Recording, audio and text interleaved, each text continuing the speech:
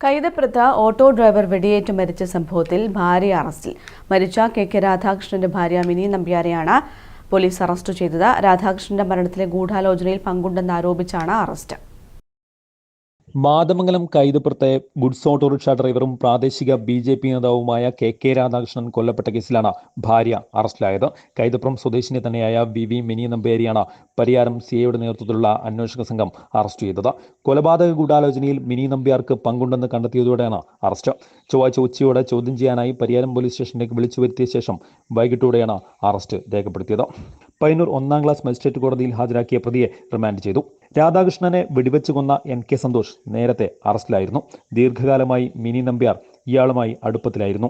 ഇരുവരും തമ്മിലുള്ള വാട്സപ്പ് സന്ദേശങ്ങളും ഫോൺ രേഖകളും പോലീസ് വിശദമായി പരിശോധിച്ചിരുന്നു. കൊലപാതകം നടന്ന മാർച്ച് 20-ന് സന്തോഷും മിനി നമ്പ്യാരും തമ്മിലുള്ള ഫോൺ സന്ദേശങ്ങൾ പരിശോധിച്ച ശേഷമാണ് കൊലപാതക ഗൂഢാലോചനയിൽ മിനി നമ്പ്യാർക്ക് പങ്കുണ്ടെന്ന് കണ്ടെത്തിയത്. ഇരുവരും തമ്മിലുള്ള അടുപ്പം രാധാകൃഷ്ണൻ പലതവണ ചോദ്യം ചെയ്തിരുന്നു.